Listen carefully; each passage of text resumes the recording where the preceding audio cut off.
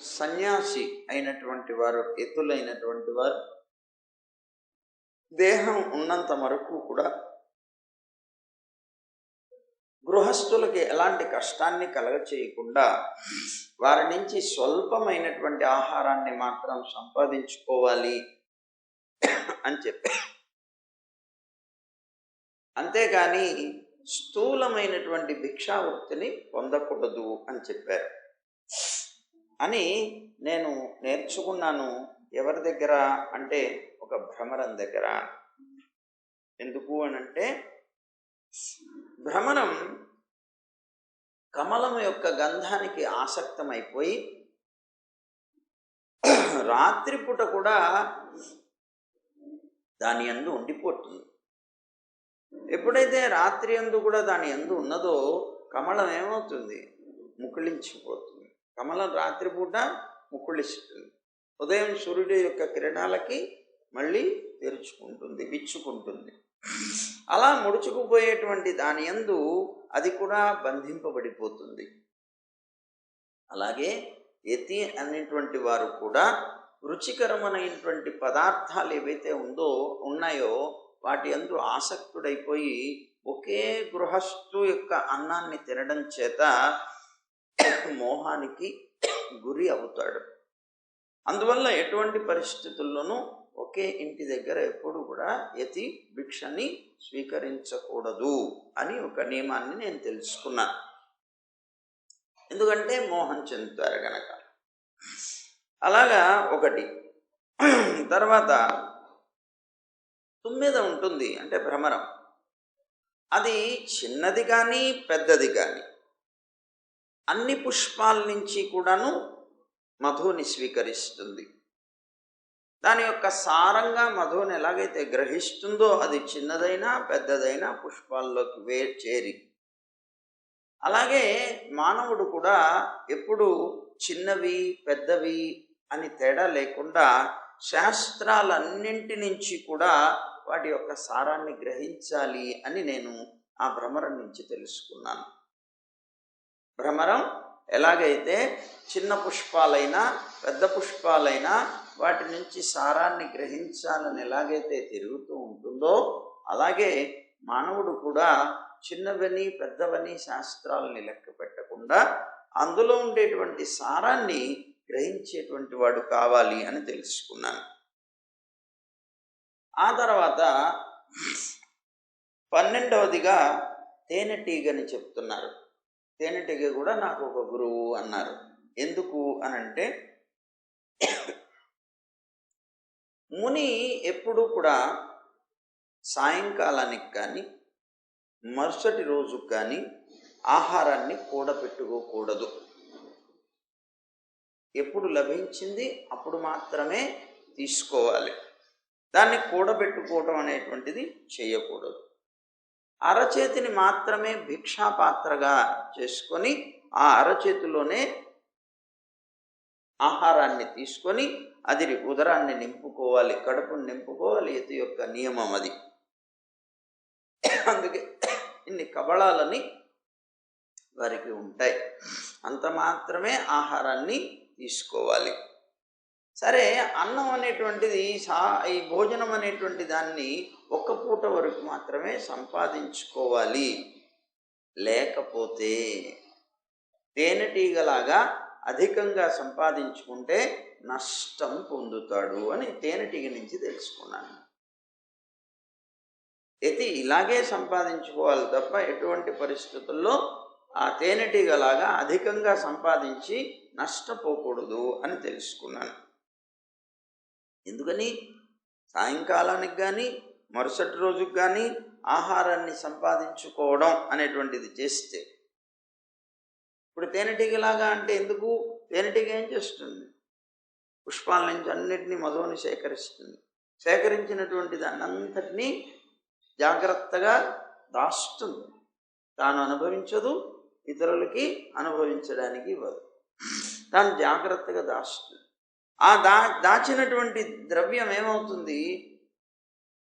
ఎవరో ఒకళ్ళు పట్టుకుపోతారు. మొత్తం కూడబెట్టిందంతా వృధా అయిపోతుంది. అందువల్ల ఆ తేనెటీగలాగా కూడబెడితే మొత్తం వృధా అయిపోతుంది.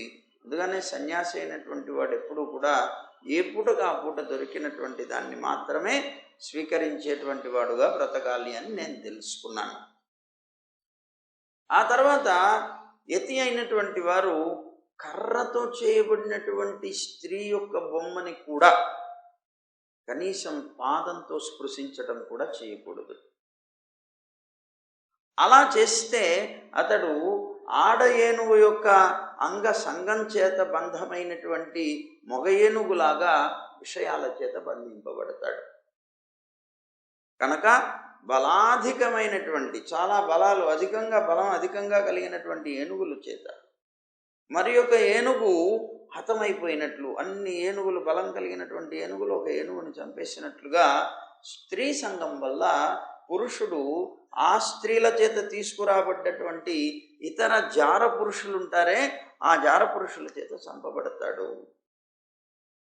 అందువల్ల వివేకి అయినటువంటి మానవుడు ఎప్పుడూ కూడా మృత్యువుతో సమానమైనటువంటి ఇతర స్త్రీ సంగమాన్ని కోరకూడదు.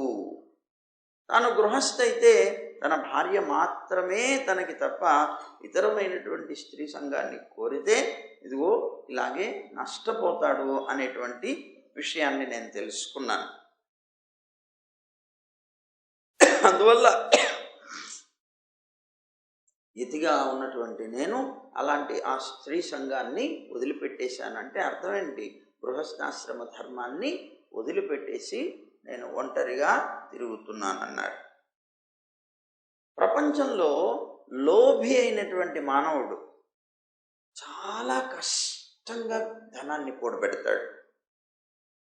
లోభి తాను తినడు, ఇతరులను అనుభవింపచేయడు, స్వయంగా తాను అనుభవించడు, ఇంకొకళ్ళ చేత అనుభవింప చేయడు. ఇలాంటి వాడు తాను కూడబెడతాడు, బాగా కూడబెట్టి చిట్ట చివరికి ఏం చేస్తాడు?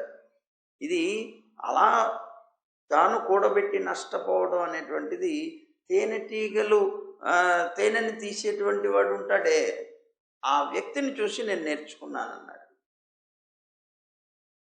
అంటే అర్థం ఏంటి? తేనెటీగల చేత కూడబెట్టినటువంటి తేనెనంతటినీ కూడాను అవేమో లోభంతో దాచాయి, వీడేమో మొత్తం హరించి పారేశాడు. ఈ యతి కూడా అలాంటి వాడే అంటున్నారు.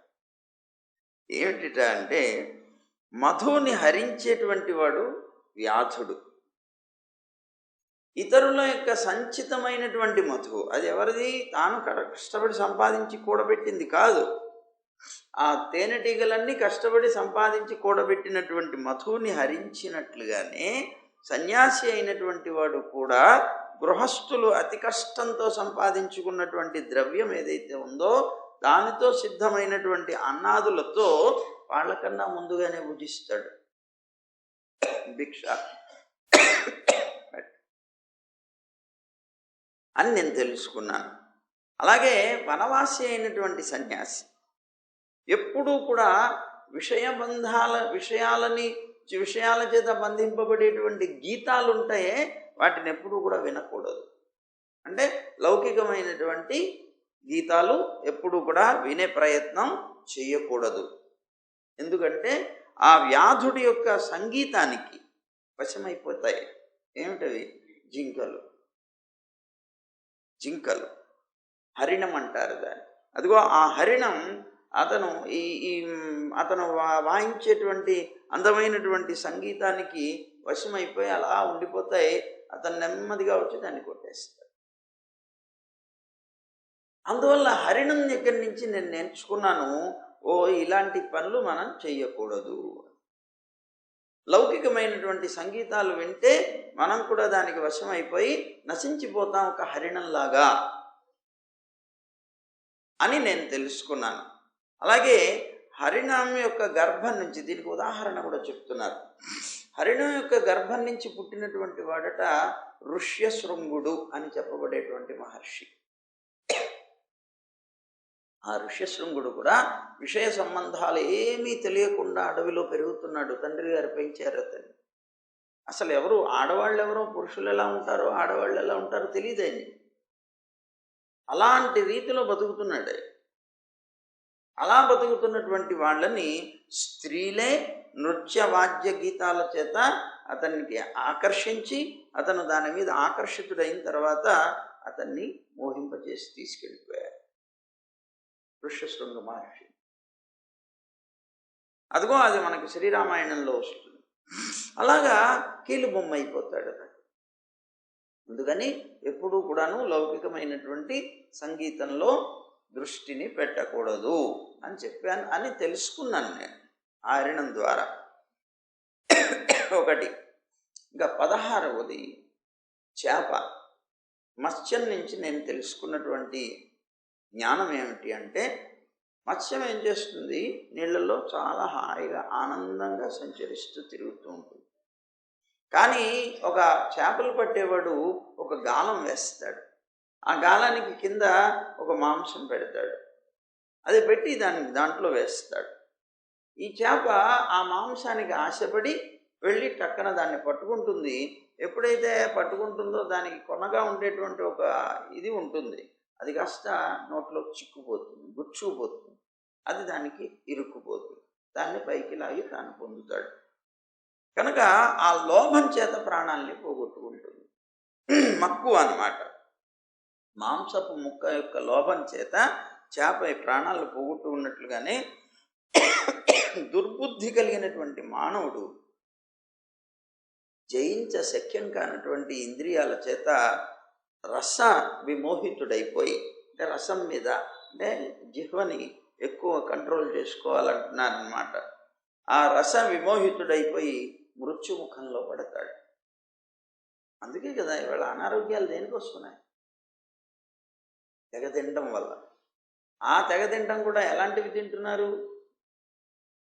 ఇవాళ ఏదో పిజ్జాలు బొజ్జాలు ఏవో వస్తున్నాయి కదా, అవన్నీ అనారోగ్యాలు ఇచ్చేవి. కానీ వాటి మీద మహావ్యామోహం. ఆ వ్యామోహం చేత బయటికి వెళ్ళిపోయి డబ్బులు ఖర్చు పెట్టి అవి తింటే కానీ వీడికి ఆనందం కాదు. చివరికి అనారోగ్యం పాలవుతున్నాడు.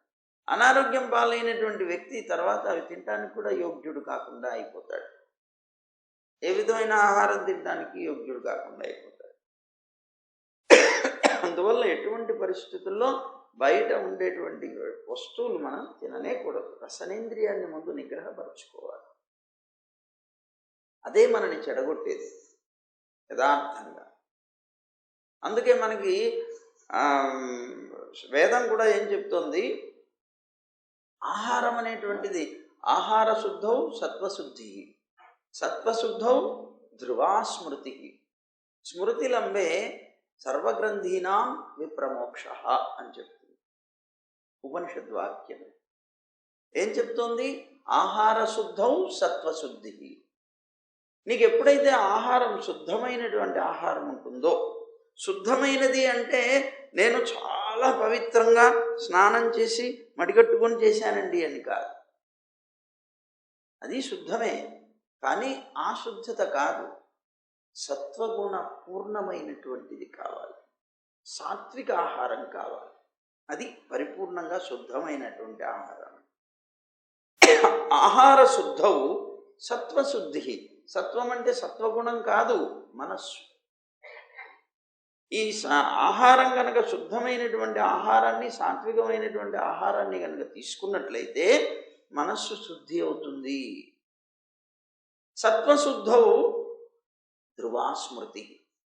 ఎప్పుడైతే మనస్సు అనేటువంటిది శుద్ధమైందో నీకు పరమాత్మ యొక్క స్మృతి దృఢంగా స్థిరంగా నిలబడుతుంది. ఎప్పుడైతే పరమాత్మ యొక్క స్మృతి అనేటువంటిది స్థిరంగా నీ మనస్సులో నిలబడిందో, స్మృతిలంబే సర్వగ్రంథీనాం విప్రమోక్ష. ఎప్పుడైతే నీకు ఆ స్మృతి కనుక స్థిరంగా నిలబడిందో నీకు ఉన్నటువంటి అన్ని పీఠముడులు కూడాను తెగిపోతాయి. కనుక ప్రధానమైనది ఏది? ఆహార శుద్ధి. సరే, ఇక్కడ ఆహారాన్ని గురించి మనం చెప్పుకుందాం.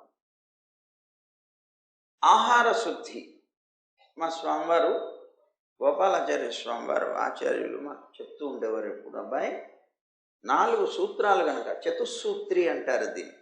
4 సూత్రాలు కనుక నువ్వు ఖచ్చితంగా పాటిస్తే నీ ఆరోగ్యం ఎప్పుడు నీ చేతుల్లో ఉంటుంది.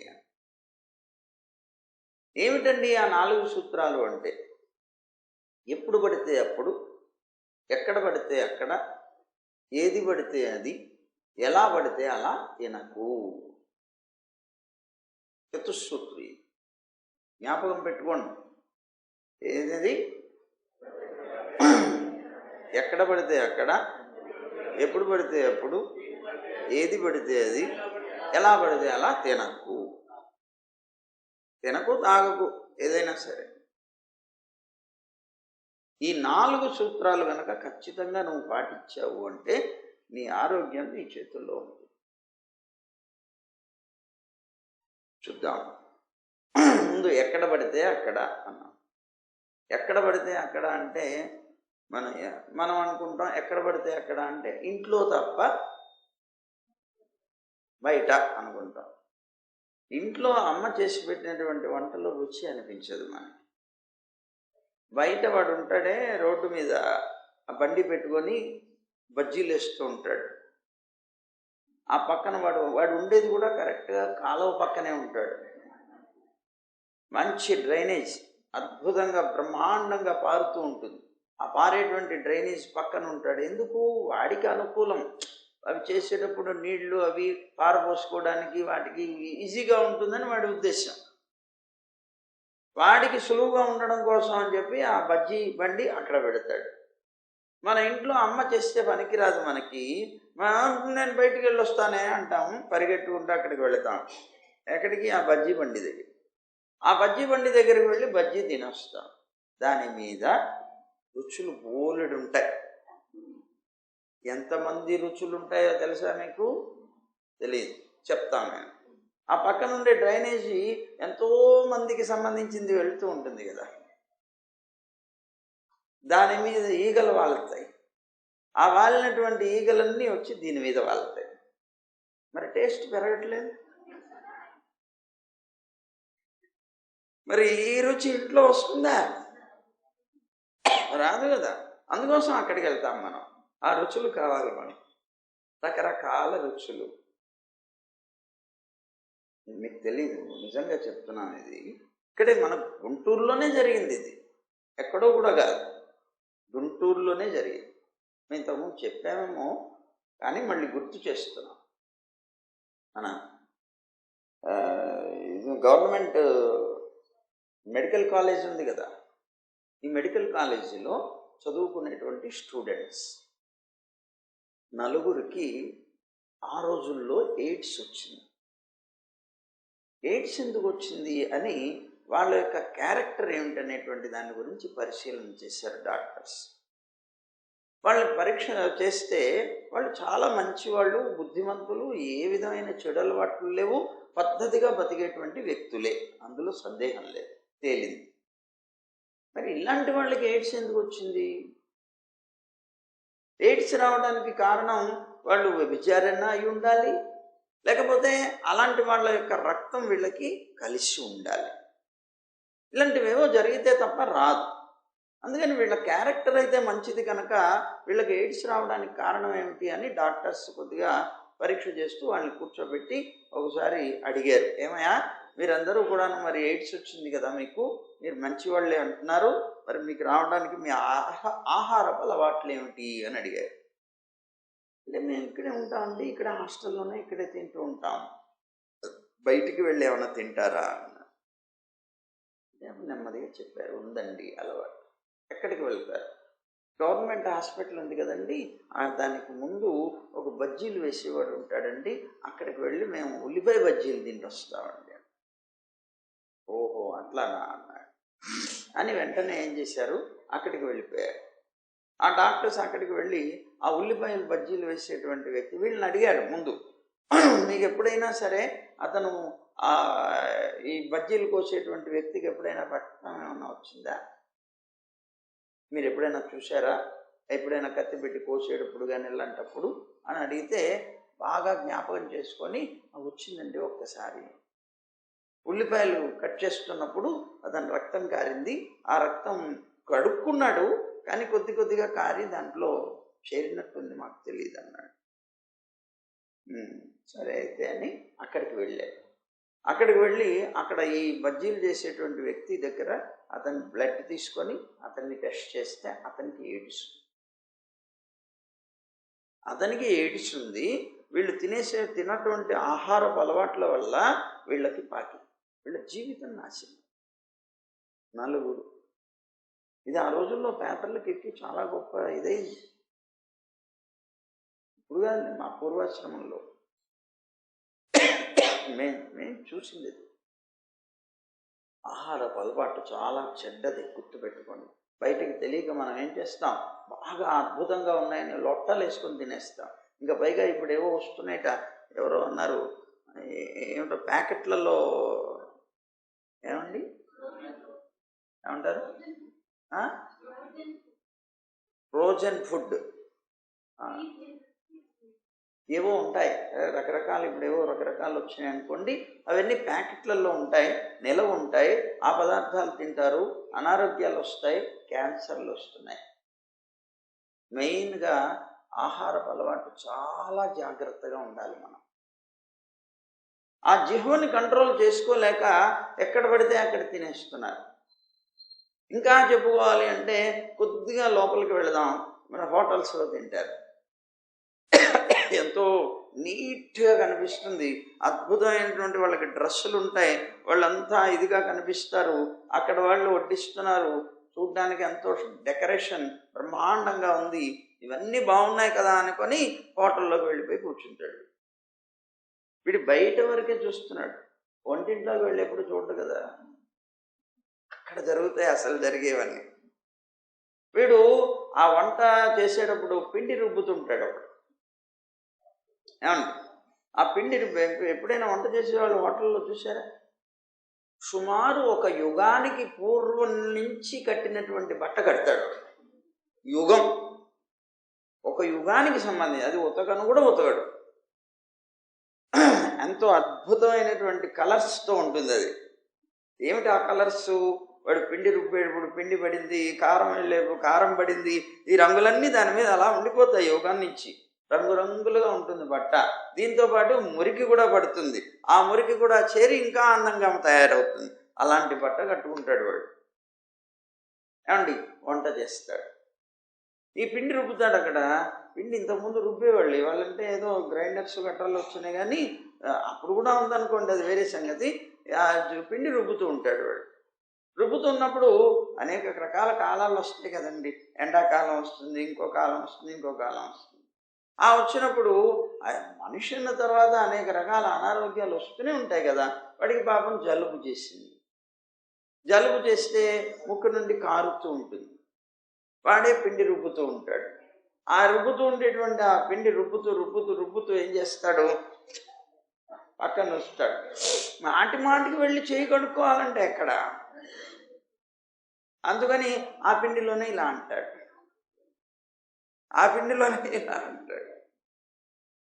ఆ చేతి కంటినటువంటి ఆ చీమిడి ఉంటుందే, అది దాన్ని పెట్టి రుబ్బుతూ చేతితో పాపం ఇలా అనాలి కదా మరి పిండి లోపల, దాంతోనే అంటాడు.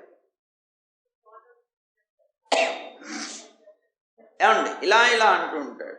సరే, ఆ పిండితో వంట చేస్తాడు. నీకెంత టేస్ట్గా ఉంటుంది. మరి ఇవన్నీ రావు, మరి పుల్లగా తీయ.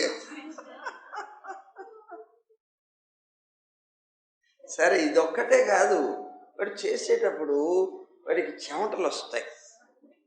ఇలా అంటాడు.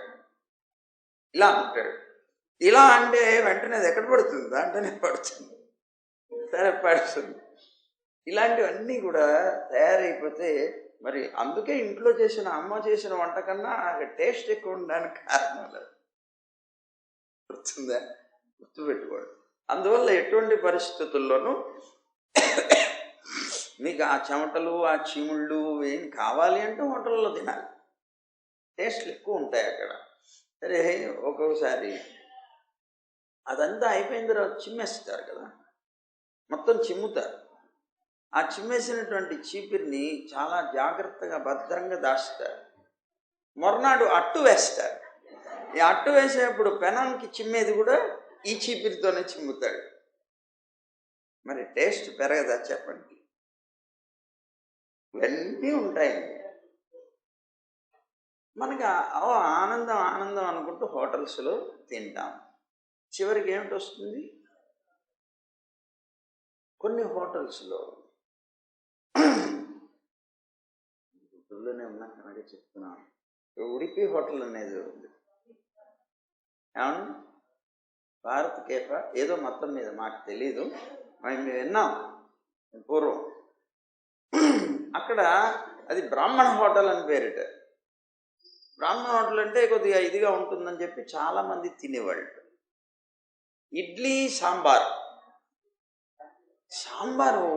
విపరీతమైన టేస్ట్లో ఉండేదిట. టేస్ట్ ఇళ్లలో చేసినా రావట్లేదే, ఏం చేస్తున్నాడు మాయా అని అనుకునేవారట ఆ రోజుల్లో. ఇక్కడే మన దాన్ని ఏమంటారు, గాంధీ బొమ్మ దగ్గర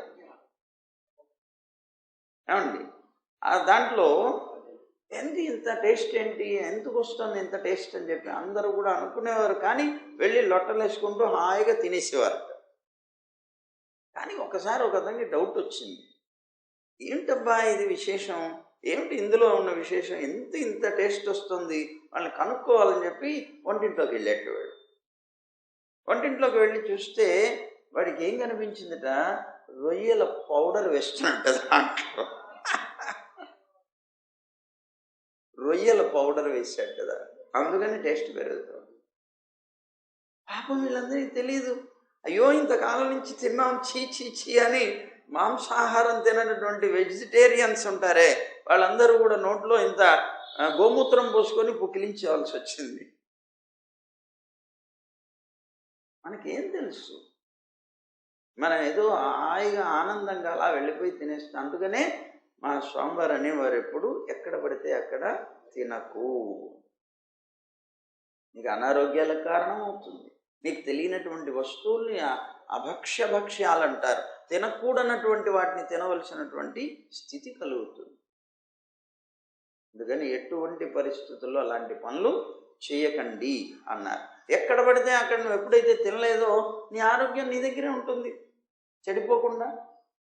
అందువల్ల ఎక్కడ పడితే అక్కడ తినకు, ఏది పడితే అది తినకు. దొరికింది కదా అని ప్రతీది కూడాను మనకు భగవంతుడు ఇచ్చింది ఎందుకండి కొంతమంది వాదిస్తారు. ఏమిటండి అన్నీ వద్దు వద్దు వద్దు వద్దు అంటారు, ఇవి తినకూడదు అవి తినకూడదు అంటారు. భగవంతుడు ఎందుకండి సృష్టించింది లోకాన్ని? మనం అనుభవించడానికే కదా. మరి భగవంతుడు ఇంత అనుభవించడానికి లోకాన్ని ఇస్తే మనమేమో అన్నిటినీ వదిలిపెట్టేసి ఇవే తినాలి అంటారేమిట. ప్రతివాడ నీలో ఉండేటువంటి సత్వగుణాన్ని పెంచుకో, రజోగుణాన్ని పెంచేటువంటి ఆహారాన్ని తినకు. ఎందుకంటే ఆహారంలో కూడా 3 రకాలు ఉన్నాయి. ఏమిటవి? సాత్విక ఆహారం, రాజసిక ఆహారం, తామసిక ఆహారం. సాత్విక ఆహారం తినడం వల్ల నీలో ఉండేటువంటి అనేక రకాలైనటువంటి రుగ్మతలు, అంటే మానసిక రుగ్మతలు ఏవైతే ఉన్నాయో అవి శాంతిస్తాయి. సాత్విక ఆహారం తిన్న వాళ్ళకి మాత్రం పోతున్నాయా ఏమిటండి అని. అబ్బాయి, రాజసిక ఆహారం తామసిక ఆహారం తీసుకునే వాళ్ళ కన్నా తక్కువగానే ఉంటాయి సాత్విక ఆహారం తీసుకుని. కనుక సాత్విక ఆహారం తీసుకోవాలి. సాత్విక ఆహారం అంటే అర్థం ఏంటి అంటే, తన జన్మతోనే సత్వగుణాన్ని అధికంగా కలిగినటువంటి ఆహారం ఏదైతే ఉంటుందో అది సాత్విక ఆహారం అని పిలువబడుతుంది. తన జన్మతోనే రాజసికమైనటువంటి గుణంతో అధికంగా ఆ గుణాన్ని కలిగినటువంటి ఆహారం ఏదైతే ఉంటుందో దాన్ని రాజసిక ఆహారం అంటాం. ఆ గుణంతోనే తామసికమైనటువంటిది వస్తే అది తామసిక ఆహారం అంటాం. ఎందుకు ఆహారంలో ఈ సాత్విక ఆహారం తీసుకోవాలి అని అంటే, ఆహారం వల్ల అసలు ఏమిటి అంటే, అసలు ఆహారం అనేటువంటిదే నీకు మనస్సులో ఉండేటువంటి గుణాలన్నీ కూడా కలగడానికి కారణం. నీకు ఆహారమే లేకపోతే శరీరం ఏమవుతుంది? 4 రోజులు ఉపవాసం ఉండండి, పడిపోతాం. ఆ పడిపోయినటువంటి వ్యక్తికి జ్ఞాపక శక్తి ఉండదు, తనకి జ్ఞానం ఉండదు, అన్నీ పోతాయి, మనస్సు పనిచేయదు. నీకు ఇవన్నీ పనిచేయడానికి కారణం ఆహారమే. కనుక ఆ తీసుకునేటువంటి ఆహారం సాత్విక ఆహారం తీసుకుంటే తద్వారా నీ యొక్క మనస్సు అనేటువంటిది ఎప్పుడు కూడా సత్వగుణంతోనే జీవిస్తుంది. అందుకని సాత్విక ఆహారం తీసుకోవాలి. రాజసిక ఆహారాన్ని తీసుకుంటే మీరు గమనించండి, ఇప్పుడు కారం ఉన్నది, కారం అనేటువంటిది రాజసిక ఆహారం. ఈ కారం తిన్నటువంటి వాళ్ళని గమనించండి, తప్పనిసరిగా క్రోధం అనేటువంటిది వస్తుంది ఎక్కువగా. కారం ఎంత ఎక్కువగా తింటే అంత ఎక్కువగా వాళ్ళల్లో కామ, క్రోధ, మద, మాత్సర్యాలన్నీ వస్తాయి. అందువల్ల దాన్ని అధికంగా తీసుకునేటువంటి విధానం వదిలేయాలి. రాజసిక ఆహారం తింటే అలాంటి గుణాలు వస్తాయి, దానివల్ల అనేక రకాల నష్టాలు నువ్వు పొందవలసి వస్తుంది. అలాగే తామసిక ఆహారం తీసుకుంటే బలం పెరుగుతుంది. తామసిక ఆహారం అంటే ఏంటి? మాంసం మాంసేన వర్ధతే అని, మాంసం తింటే మాంసం పెరుగుతుంది మనలో. ఎప్పుడైతే మాంసం పెరిగిందో మదం పెరుగుతుంది. ఆ మదం వల్ల ఏం చేస్తాం? అనర్థాలు చేస్తాం. ఇలాగ చెప్పబడేటువంటి ఆహార నియమాల్లో ఏది పడితే అది తినకు. సాత్విక ఆహారాన్ని ఎక్కువగా ప్రయత్నం చేయి. రాజసిక ఆహారం తీసుకున్న తక్కువ మోతాదులో తీసుకో. అధికమైనటువంటి మోతాదులో తీసుకునే ప్రయత్నం చేయకు. కనుక ఇవన్నీ మనసుకి పనికొచ్చేటువంటివి కనుక, గుణాలని పెంచేవి కనుక, ఈ గుణాలే నేను ఈ లోకంలో ఆడిస్తున్నాయి కనుక, ఆ గుణాల్లో అధికమైనటువంటి శాంత గుణం సత్వగుణం కనుక దాన్ని పెంచుకునే ఆహారం. అందుకని ఏది పడితే అది తినకు. ఎప్పుడు పడితే అప్పుడు తినకు. ఎప్పుడు పడితే అప్పుడు తినకు అంటే అర్థం ఏంటి? మనకి సమయం, సందర్భం ఏమీ ఉండవు. నడుస్తూ నడుస్తూ తింటూ వెళ్ళిపోతూ ఉంటారు కొంతమంది. నడుస్తూ ఎప్పుడు తినకూడదు. ఏదైనా ఆహారం తీసుకునేటప్పుడు కూర్చుని తీసుకోవాలి. మంచి తీర్థం తీసుకునేప్పుడు కూడా కూర్చొని తీసుకోవాలి. నడుస్తూ తినకూడదు. అలాగే సమయం లేకుండా తినకూడదు. ఇప్పుడు మనం ఇవన్నీ ఆధ్యాత్మికంగా చెప్పామనుకోండి, ఇవన్నీ చేతస్తాం అంటాం. కానీ ఒక డాక్టర్ గారి దగ్గరికి వెళ్ళి దానికి 400-500 ఫీజు ఇచ్చి ఆ తర్వాత ఆయన చెప్తాడు, నాయనా నీకు గ్యాస్ ఎక్కువ రావడానికి కారణం సమయానుకూలంగా నువ్వు సాపాటు చేయట్లేదంటాడు. నీకు అనారోగ్యానికి కారణం అదే, అందువల్ల నువ్వు సమయానుకూలంగా చేయి, టైం టు టైం సాపాటు చేయి. ఖచ్చితంగా నువ్వు అలా చేసావంటే నీ ఆరోగ్యం బాగుంటుంది. ఎప్పుడో చెప్పింది శాస్త్రం. కనుక ఎప్పుడు పడితే అప్పుడు తినకు. ఒక సమయం పెట్టుకో రోజు. ఆ సమయానికి మాత్రమే, పొద్దున కానీ, మధ్యాహ్నం కానీ, సాయంత్రం కానీ. అనవసరమైనటువంటి చెడు తిండ్లు తింటాం ఎక్కువగా. అసలు సమయంలో తినవలసినటువంటి ఆహారం మాత్రం తీసుకోరు చాలామంది. ఆ చెడు తిండ్ల వల్ల చెడిపోతుంది ఆ శరీరం అంతా. కనుక ఏది పడితే అది, ఎప్పుడు పడితే అప్పుడు, ఎక్కడ పడితే అక్కడ తినకు. ఎలా పడితే అలా తినకు. ఎలా పడితే అలా అంటే కొంతమంది తింటారు పక్కన కూర్చొని, వాళ్ళని చూసేప్పటికి వీడు వాంతి అవుతుంది. వాడు తినేది చూస్తే పక్కవాడికి వాంతి అవుతుంది. అలా కాకుండా తినవలసినటువంటి క్రమం ఏదైతే చెప్పబడిందో ఆ క్రమంలో తిను. ఆ తినేటప్పుడు కూడా చాలా చక్కగా తిను. కొంతమంది అలా అంటే కొంతమంది స్టైలిష్గా తింటారు. వాడేమో 3000 రూపాయలు ప్లేట్ పెట్టి వివాహంలో పెద్ద దాన్ని ఏమంటారు క్యాటరింగ్ పెడతాడు. తీరా వీడిక్కడికి వచ్చి 3000 రూపాయల ప్లేటు అది తీసుకొచ్చి వీడి ముందు పెడితే వాడు స్టైల్గా దాంట్లో నుంచి అలా తీసి అలా నోట్లో వేసుకొని ఆ పక్కన పెట్టేస్తాడు. బై 3000 రూపాయలు గాలికి ఎగిరిపోయాయి. ఎందుకు? ఒకసారి టచ్ చేసి దాంట్లో తిన్నాడంటే అది పనికిరాదు. పోయింది 3000 రూపాయలు. అలా స్టైల్గా తినడం కాదు. తినమన్నారంటే ఎలా చక్కగా దానికి కావలసిన విధానంలో తినడం అంటే క్రమ పద్ధతిగా కూర్చొని ఒక విధానంలో తీసుకోండి. ఇప్పుడు బఫే సిస్టమ్స్ వచ్చాయి. బఫే అని ఎందుకు పెట్టారు? షార్ట్ కట్ పేరు అది. బఫెల్లో సిస్టమ్ అన్నమాట. బఫెల్లో అంటే ఏమిటి? గేదెలు, గట్రాలు ఇవన్నీ కూడా నిలబడే తింటాయి కదా. అందుకోసం ఆయన అలా నిలబడేటువంటి ఒక సిస్టమ్ కనుక, అది చేసేది బఫెలోస్ కనుక దానికి బఫే సిస్టమ్ అని పెట్టారు, షార్ట్ కట్. అలా తినేటువంటిది కాకుండా జాగ్రత్తగా ఒక పద్ధతిగా విధానంగా తినాలి అని చెప్పారు. ఈ 4 రకాలైనటువంటి క్రియలు కూడా పాటిస్తే మనకు ఆరోగ్యం మన చేతుల్లో ఉంటుంది అని మన పెద్దలు ఈ సూత్రాలు, చతుస్సూత్రి అని ఈ 4 సూత్రాలని చెప్పారు. కనుక ఆహార శుద్ధౌ సత్వశుద్ధి, ఆహారం అనేటువంటిది శుద్ధిగా ఉంటేనే మనకి మనస్సు శుద్ధిగా ఉంటుంది అనేటువంటి ఒక విషయాన్ని తెలుసుకొని ఇక్కడ ఏం చెప్తున్నారట అంటే, రసనేంద్రియాన్ని ముందు మనం జిహ్వేంద్రియం ఏదైతే ఉన్నదో దాన్ని మనం అదుపులో పెట్టుకోకపోతే ఈ 4 క్రియలు మనం చేస్తాం. అది ఎప్పుడైతే అదుపులో ఉండగలుగుతుందో అప్పుడు మాత్రమే మనం పద్ధతిగా జీవించగలుగుతాము అనేటువంటి ఒక విషయాన్ని నేను నేర్చుకున్నాను చేప ద్వారా అన్నారు. ఈ చేప మరి రసనేంద్రియాన్ని జయించలేక కనిపించింది కదా అని టపక్కన పట్టుకున్నది ఆ మాంసఖండాన్ని. అదేమైపోయింది, మృత్యువుని తెచ్చుకుంది.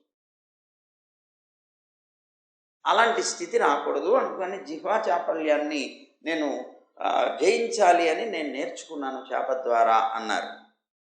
అసలు మనుషుడు అనేటువంటి వాడు సర్వేంద్రియాలని కూడా జయించినప్పటికీ జిహ్వేంద్రియాన్ని కనుక జయించకపోతే వాడు ఇంద్రియాలను జయించిన వాడు కాలేడు అని అన్నాడు. కనుక ఈ రసనేంద్రియాన్ని వశం చేసుకుంటేనే సర్వేంద్రియాలు కూడాను మనకు వశం అవుతాయి అని నేను తెలుసుకున్నాను. తర్వాత ఇంకొక గురువు ఎవరు అంటే పింగళ అని చెప్పబడేటువంటి ఒక వేశ్య. ఈ పింగళ అనేటువంటి వేశ్యాన్ని గురించి, వేశ్య దగ్గర నువ్వే నేర్చుకున్నావయ్యా అంటే, ఆ వేశ్య దగ్గర నుంచి కూడా నేర్చుకున్నాను, ఆమె కూడా నాకు గురువే. ఎట్లా అంటే దానికి చూపిస్తున్నారు కదా.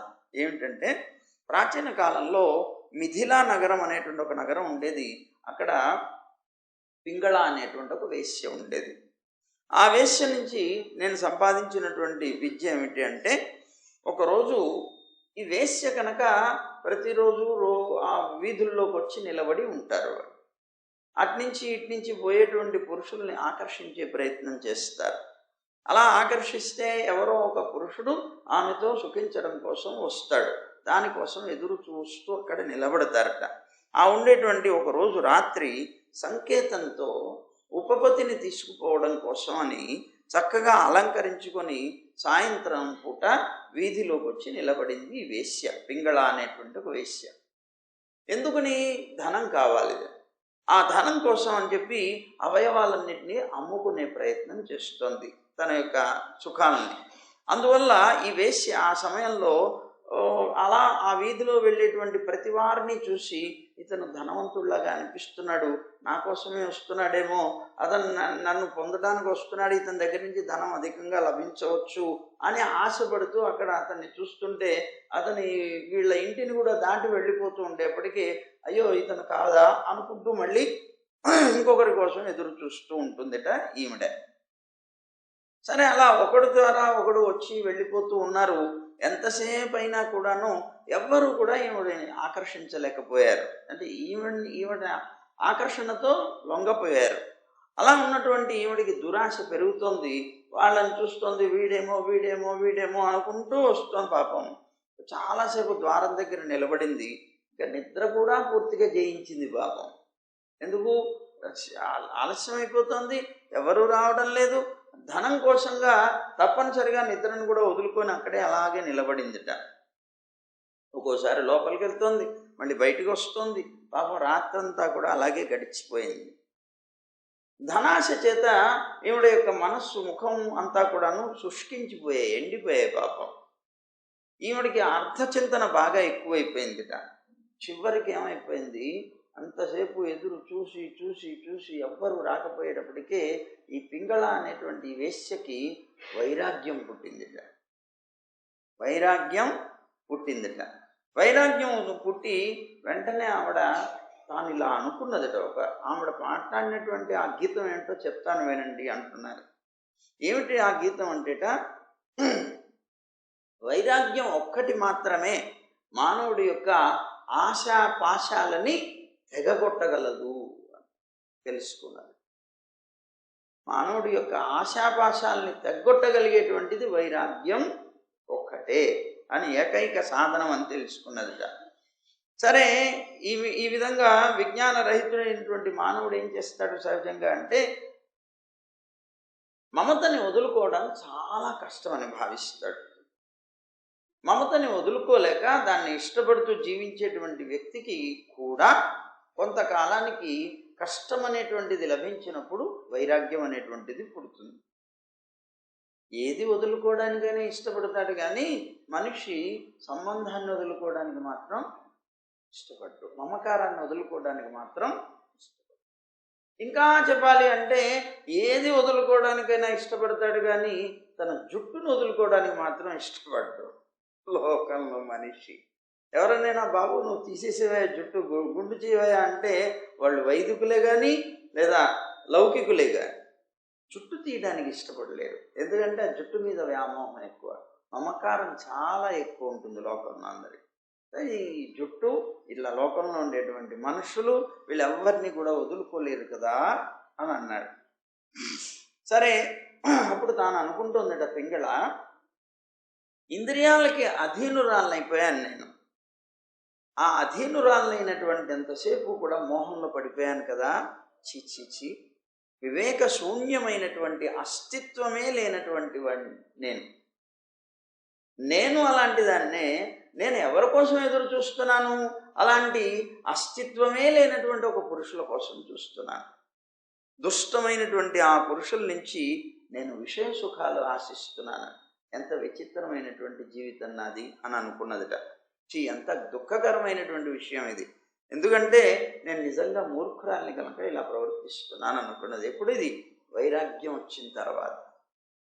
ఏమనుకుంటుందిట, నా ఎదురుగా చాలా గొప్ప సుందరుడైనటువంటి వాడు, ధనప్రదాత, నిత్యుడైనటువంటి వాడు, ప్రియతముడైనటువంటి వాడు భగవంతుడు ఎప్పుడూ ఉంటూ ఉండగా నేను ఆయన సేవని విడిచిపెట్టేసి ఆయనతో రతిని కోరకుండా ఈ లోకంలో ఆ కోరికలు తీర్చడంలో అసమర్థులైనటువంటి వారు దుఃఖం అనేటువంటి దాంతోనూ, భయంతోనూ, ఆది వ్యాధులతోనూ, శోకంతోనూ వాళ్ళుంటూ ఇతరులకు కూడా కలగచేయగలిగేటువంటి ఇలాంటి తుచ్చమైనటువంటి పురుషులతోటి నేను జీవించాలి అనుకోవడం, వాళ్ళతో సుఖాన్ని పొందాలనుకోవడం చిచ్చి నా ఎంత అవివేకమైనటువంటి దాన్ని నేను అనుకున్నదిట తాను.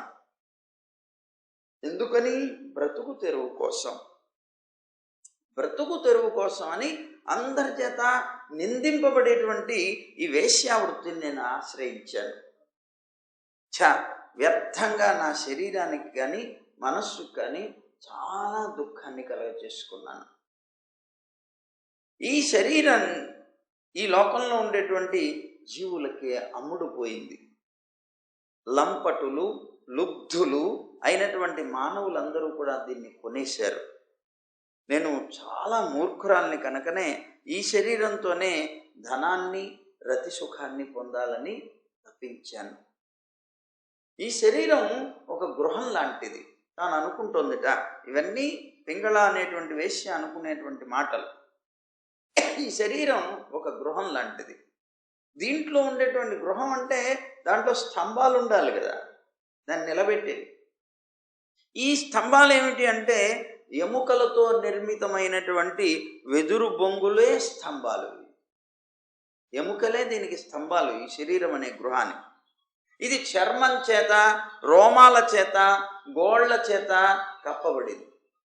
ఇల్లు అనేక రకాలైనటువంటి వాటి చేత కప్పబడినట్టుగానే ఇది కూడా చర్మం చేత, గోళ్ల చేత, రోమాల చేత కప్పబడింది. ఈ ఇంటికి 9 ద్వారాలు ఉన్నాయి. దీంట్లో ఎప్పుడూ కూడాను మలమే అనేటువంటిది, మలం అనేటువంటిదే బయటికి వస్తూ ఉంటుంది నిరంతరం, నువ్వు కోరినా కోరకపోయినా.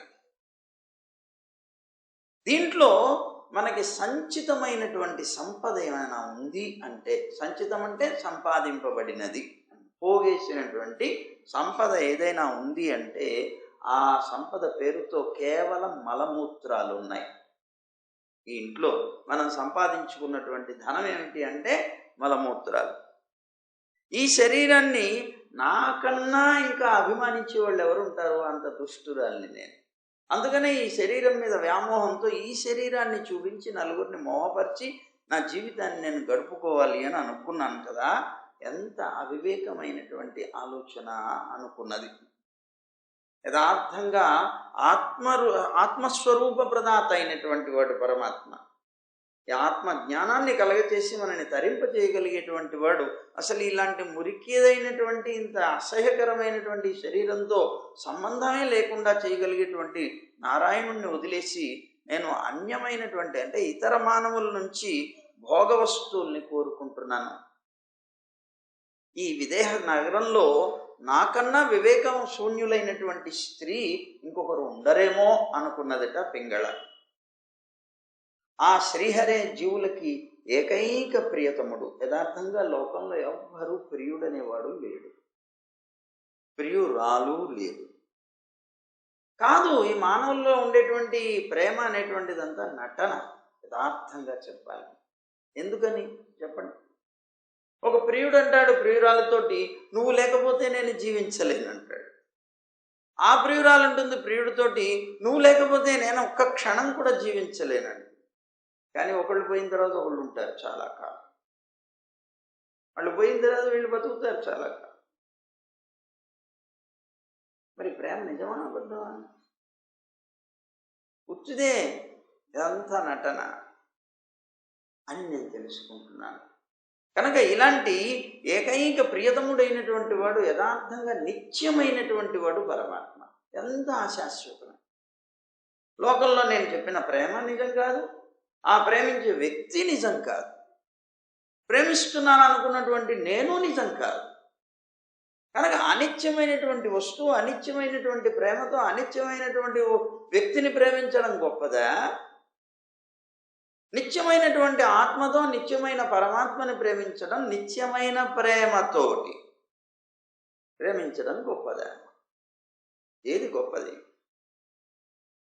ఏకైక ప్రియతముడు ఆయనే, ఏకైక స్నేహితుడు ఆయనే, ఏకైక ప్రభువు ఆయనే, అంతర్యామి ఆయనే. నేను ఆత్మ నివేదన అనేటువంటి మూల్యంతో ఆయన్ని కొనుక్కొని లక్ష్మీదేవిలాగా నేను ఆయనలో స్థిరంగా ఉండగలుగుతాను అనుకున్నదట తాను. నేను ఇప్పటిదాకా ఈ అవివేకమైనటువంటి భావాలతో జీవనం సాగించాను, ఇక ముందు నేను అలా భావించను. నాకు ఏకైక ఆశ్రయం నిత్యమైనటువంటి ఆ పరమాత్మే నాకు కావాలి. ఆయన్ని కూడా నేను కొనుక్కుంటాను. ఇప్పుడు ఈ మనుషుల్ని అనవసరంగా కొన్నాను, ఆ శరీరాన్ని అమ్ముకొని, కానీ నేను పరమాత్మని కొంటాను. ఆయన్ని కొనటానికి కావలసినటువంటి ద్రవ్యం ఏమిటి అంటే ఈ పాడు శరీరం కాదు, ఆత్మ నివేదన, ఆత్మ సమర్పణం. ఆత్మ నివేదన, ఆత్మ సమర్పణం అని చెప్పేటువంటి మూల్యం చేత ఆయన్ని నేను కొనుక్కోగలుగుతాను. లక్ష్మీదేవిలాగా ఎప్పుడు ఆయనతో నేను విహరించగలుగుతాను అని జ్ఞానాన్ని పొందిందిట. కాల ప్రభావం చేత నశించిపోయేవి, ఉత్పత్తి వినాశం అనేటువంటివి కలిగినటువంటివి ఈ జగత్తులో ఉండే విషయాలన్నీ కూడా కామ క్రోధాదులకి పూర్తిగా వశమయ్యేటువంటి ఈ మానవులు నాకెలాంటి సుఖాన్ని కలగజేయగలరు? కానీ ఏం కలిగించారు ఇప్పటిదాకా? ఎట్లా ఉన్నది అంటే దేవతలు తమ యొక్క భార్యలతో తిరుగుతూ వాళ్ళకి ఏమాత్రం సుఖం కలిగించారో అంతే. ఎందుకు? వాళ్ళైనా శాశ్వతమే, ఈ లోకంలో ఉన్న జీవులైనా అశాశ్వతం. ఎవరి వల్ల ఎవరికి సుఖం కలిగింది నిజంగా అని తాను అనుకుంటోందట. అనుకుంటూ నేను చేసుకున్నటువంటి పుణ్యకర్మల చేత యథార్థంగా ఈవేళ నాకు ఎవ్వరూ కూడాను విటుడు రాకపోవడానికి కారణం నారాయణుడి యొక్క అనుగ్రహమే అనుకున్నది. ఎందుకంటే అలా రాకపోవడం వల్లే నాలో ఈ వైరాగ్యం అనేటువంటిది పుట్టింది. కనుక విష్ణువు ప్రసన్నుడయ్యాడు నా మీద అని నేను భావిస్తున్నాను అనుకున్నది. అలా రాకపోవడాన్ని చెడుగా అనుకోలేదట తాను. అది తన ఔన్నత్యానికి, ఉన్నతికి అది గొప్పది అనుకున్నదట. అనుకొని ఈ పుణ్యకర్మలు, నాకేదో పూర్వకర్మ పుణ్యం ఉండుండొచ్చు, ఆ పుణ్య ఫలం చేత నారాయణుడు నాకు ప్రసన్నుడయ్యాడు. అప్పటి నుంచే నాకు దురాశ కలిగినటువంటి నాలాంటి దానికి వైరాగ్యం అనేటువంటిది కలిగింది. తప్పకుండా నాకు ఈ వైరాగ్యం అనేటువంటిది సుఖాన్ని కలుగచేస్తుంది అని విశ్వసించింది కట. నేను నిజంగా దురదృష్టవంతురాలనే కనుక అయినట్లయితే, వైరాగ్యం కలిగించేటువంటి నాకు ఇలాంటి కష్టాలు ఎందుకు వస్తాయి? నాకు కష్టాలు వస్తున్నాయంటే నాకు వైరాగ్యం కలగడానికి. వైరాగ్యం ఎప్పుడైతే కలిగిందో అప్పుడు భాగ్యవంతులు అవుతారు కదా యథార్థంగా. అంటే యథార్థంగా నేను భాగ్యవంతురాలని, నేను దురదృష్టవంతురాలని మాత్రం కాదు అని నిర్ణయం చేసుకున్నదట. మానవుడు వైరాగ్యం చేతనే గృహాది బంధనాలు ఏవైతే ఉంటాయో వాటన్నిటినీ కూడా ఛేదించుకొని శాంతిని పొందుతాడు. కనుక నేను ఇప్పుడు భగవంతుని యొక్క ఈ ఉపకారాన్ని, ఆయన నాకు చేసిన ఈ ఉపకారాన్ని ఆదరంతో శిరస్సు వంచి నేను స్వీకరిస్తున్నా అన్నదిట. విషయ భోగాల్లో ఉండేటువంటి దురాశను విడిచిపెట్టి జగదీశ్వరుడైనటువంటి ఆ పరమాత్మని శరణాగతి చేస్తున్నాను అనుకున్నదిట. ప్రయత్నంగా లభించినటువంటి దాంతో జీవితాన్ని గడుపుకుంటూ సంతోషము శ్రద్ధ కలిగి ఆ హృదయేశ్వరుడైనటువంటి పరమాత్మ స్వరూపుడైనటువంటి నారాయణుడితోనే నేను విహరిస్తాను ఇక ముందు అని తాను ప్రమాణం చేసుకున్నదట. అలాగే సంసార కూపంలో పడినటువంటి వాడు కానీ రూపాలకి రసానికి అనేటువంటి వాటి ద్వారా వచ్చే విషయాలు ఏవైతే ఉన్నాయో వాటి చేత అపహరింపబడినటువంటి దృష్టి లేదా మనస్సు కలిగినటువంటి వాడు ఎవడైతే ఉంటాడో అలాంటి వాడు కాలం అనేటువంటి సర్పం చేత తాను ఎప్పుడు వెంబడిస్తున్నాననేటువంటిది గుర్తుకి రాక దాని యొక్క వ్యామోహంలో పడిపోయి చిట్ట చివరికి అనుకోకుండా ఈ మృత్యు వచ్చి మీద పడేటప్పటికే ఆ సమయం వచ్చి అప్పుడు తల్లడిల్లిపోతాడు. తాను ఇప్పటిదాకా దాని యందు రతి కలిగినటువంటి వాడు ఒక్కసారి తను అన్నిటినీ వదిలేసి వెళ్ళిపోవాలి అంటే తట్టుకోలేక ఓరున విలపిస్తాడు, వదల్లేక. అలాంటి పరిస్థితిని పొందుతాడు కదా. మరి అలాంటి సమయంలో నన్ను రక్షించగల వాళ్ళు ఎవరు? నారాయణుడు ఒక్కడే. ఆ జీవుణ్ణి రక్షించాలి అంటే నారాయణుడు ఒక్కడే తప్ప ఇంకెవ్వరూ కూడా రక్షించలేరు. ఎందుకంటే వాడు ఏడుస్తూ ఉన్నా కూడాను చుట్టుపక్కల ఉన్న వాళ్ళు ఎవరైనా రక్షించగలరా? నాకు ఇంకా డాక్టర్ గారు నాకు ఇంకా బతకాలనుంది, నన్ను బ్రతికించండి అని ఏడుస్తాడు. నన్ను డాక్టర్ చేతిలో ఉంటుంది ఆ బతుకు. చావు పుట్టుకలు డాక్టర్ల చేతుల్లో ఉంటాయా? ఉండవు. అందుకే వాళ్ళు కూడా ఏమంటారు, నా ప్రయత్నం చేయదగినంత చేస్తున్నాను. ఇంకా ఆ తర్వాత భగవంతుడి యొక్క నిర్ణయం అని చెప్పేస్తారు. కనుక చివరికి రక్షకుడు ఎప్పుడు పరమాత్మే అని చెప్తున్నారు. ఈ జగత్తంతా కూడా కాలం అనేటువంటి సర్పం చేత మింగబడి ఉన్నది, పట్టుకోబడి ఉన్నది అని తెలుసుకున్నటువంటి వివేకవంతుడైనటువంటి పురుషుడు ఎవడైతే ఉంటాడో అతను అన్ని విషయాల నుంచి కూడా విముక్తుడైపోతాడంటే విరక్తుడైపోయి తిరుగుతాడు.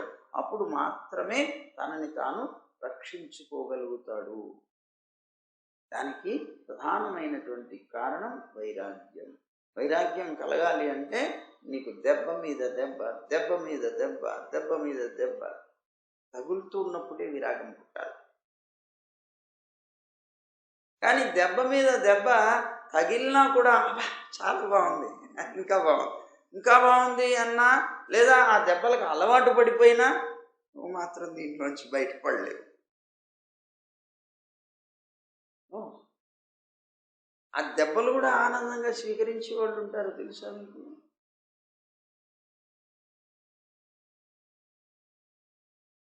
పనికిరాదంట. అందుకని అప్పుడు మాత్రమే వైరాగ్యం ఎప్పుడైతే నీకు కలుగుతుందో అప్పుడు మాత్రమే దీని నుంచి నువ్వు రక్షించుకోగలుగుతావు అనేటువంటి విషయాన్ని పింగళ ద్వారా నేను తెలుసుకున్నాను. పింగళ ఇలా నిశ్చయించుకొని ఉపపతి సమాగమం వల్ల వచ్చేటువంటి తృష్ణ, ఆశ ఏదైతే ఉందో దానివల్ల కలిగినటువంటి దురాభిలాష దాన్ని వదిలిపెట్టేసి అప్పుడు హాయిగా జీవించింది. అప్పటిదాకా రోజు ఇదే ఎవరు వస్తారు, ఎవరు వస్తారు, ఎవరు వస్తారు, ఎవరు వస్తారు, వీడు ధనవంతుడేమో, వీడు కాదేమో, ఇదే ఆందోళన, ఇదే జీవితం. ఎప్పుడు కష్టం, దుఃఖం, నిరాశ, నిస్పృహ. మన జీవితాలన్నీ అలాగే కదా. నిరంతరం రోజు కూడా ఏదో ఒక నిరాశ, ఏదో ఒక నిస్పృహ, ఏదో ఒక దుఃఖం. ఇవి లేకుండా జీవించేవాడు ఎవరున్నారు చెప్పండి? ఇంకా భగవంతుని పరిపూర్ణంగా ఆశ్రయించి ఇవన్నీ మనం పెద్ద పట్టించుకోవాల్సిన విషయాలు కాదు అని ఎప్పుడైతే నువ్వు వదిలిపెట్టగలుగుతావో అప్పుడు మాత్రం ఆనందంగా జీవిస్తావు అని పింగళ ద్వారా నేను తెలుసుకున్నాను. అందువల్లనే నిజంగా ఆశ అనేటువంటిదే పరమ దుఃఖము అని, అలాగే నిరాశ అనేటువంటిది మాత్రమే పరమ సుఖము అని, పింగళ అనేటువంటి వేశ్య పురుషుల మీద ఆశ అనేటువంటిది వదిలిన తర్వాతనే సుఖంగా నిద్రపోగలిగింది అని నేను తెలుసుకున్నటువంటి ఒక సత్యం. అందుకే పింగళ కూడా నాకు గురువైంది. అందువల్ల నేను కూడా అప్పటి నుంచి అన్నిటి మీద ఆశ వదిలేశాను. నేను దేని మీద ఆశ లేదు.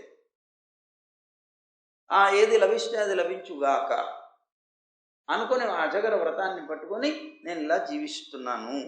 ఆశాహి పరమం దుఃఖం నైరాశ్యం పరమం సుఖం అన్నారు. సరే, ఇది ఇలా ఉండగా ఇది అయిపోయింది. ఆ తర్వాత లోకంలో ప్రియాతి ప్రియమైనటువంటి బ్రాహ్మణుడు చెప్తున్నాడు, ఇంకా ప్రియాతి ప్రియములైనటువంటి వస్తువుల యందు ఆసక్తి కలిగి ఉండడమే మానవులకి దుఃఖ కారణం కలుగుతుంది. దుఃఖ కారణం దేనికి అంటే వస్తువుల మీద ప్రేమతో జీవనం సాగించడం. వస్తువులు, మనుషులు, ఏదైతే కావచ్చు. ఈ విషయాన్ని తెలుసుకొని అకించన భావంతో ఎవరైతే జీవనం సాగించగలుగుతాడో అలాంటి వాడు మాత్రమే పరమానందాన్ని పొందగలుగుతాడు. అందుకని ఆశ అనేటువంటి బంధం చేత బంధింపబడకు. తృప్తి, ఏది లభిస్తే దాంతోనే మనకి చాలు అనుకోగలిగేటువంటి స్థితితో నువ్వు బ్రతుకు. అప్పుడు నువ్వు ఆనందాన్ని పొందుతావు అని అంటూ ఒకప్పుడు ఇంకోటి చెప్తున్నారు, ఇంకొక గురువు గురించి. ఆ గురువు ఎవరట? కురర పక్షులు. ఇది 18 కురర పక్షులు అంటారు. కురర పక్షులు అనేటువంటి ఒక పక్షులు ఉన్నాయి. ఆ పక్షుల్లో ఒక పక్షికి మాంసపు ఖండం దొరికింది. దొరికేటప్పటికీ అది తిందాం కదా అని కూర్చున్నది. కూర్చునేటప్పటికే మిగిలినటువంటి కుర్ర పక్షులు వచ్చి దాన్ని పొడవటం ప్రారంభించి దాన్ని అది పట్టుకొని ఇంకో దాని మీదకి ఎగిరిందిట. అక్కడికి వచ్చి కొడుతున్నాయిట. ఎక్కడికి వెళ్ళినా కూడాను ఆ మాంసపు ఖండం కోసం అని మిగిలినటువంటి పక్షులన్నీ కూడా కొడుతూ ఉంటే చివరికి అది ఆ మాంసపు ఖండాన్ని వదిలేసింది. ఎప్పుడైతే అది వదిలేసిందో ఈ పక్షులు దాన్ని వెంటపడడం మానేసి హాయిగా ఉన్నది. అప్పటిదాకా దాన్ని పట్టుకున్నంతసేపు దానికి కలిగిందేంటి? దుఃఖమే. దాన్ని వదిలేసింది, ఆనందంగా ఉండేదిట. ఈ 2 పక్షులు అలా తిరుగుతూ ఆ విధంగా జరుగుతూ ఉన్నటువంటి విషయాన్ని నేను చూశాను. చూసిన తర్వాత అప్పుడు నేను తెలుసుకున్నటువంటి ఒక జ్ఞానం ఏమిటి అంటే, మానవమానాలు కానీ, దార అంటే భార్య, పుత్రులు మొదలైనటువంటి చింతలు కానీ, ఇదే మాంసపు ఖండం ఆ పక్షికి దొరికినది. ఇది పట్టుకొని తిరుగుతూ ఉంటే అందరూ వస్తారు. దాని నుంచి వచ్చేటువంటి పక్షులన్నీ కూడాను పొడుస్తూనే ఉంటాయి. అన్నీ వదిలేసావు. ఒక బాలుడిలాగా, ఒక చిన్న పిల్లవాడిలాగా ఆత్మ సంతుష్టునై నేను జీవించగలుగుతున్నా. చెప్పట్లేదండి నాకు. ఎవరండి పొడిచేవాళ్ళు? అంటే ఎప్పుడైతే నీకు భార్య, పిల్లలు, ఇల్లు, వాకిలి ఇవన్నీ వచ్చాయో నువ్వు సంపాదించలేక అప్పులు పెట్టావు. అప్పు పెట్టి కట్టావు, పోషించాలి. దానికోసం అనేక రకాల అనర్థాలు చేసావు. అనేక రకాలైనటువంటి అనర్థాలు, అప్పులు ఇవన్నీ పెడితే వాళ్ళందరూ కూడా ఇంటి మీద పడుతున్నారు. చూడలేదు మనం రోజు పేపర్లు తెరిస్తే దాంట్లో కనిపించేది అవి.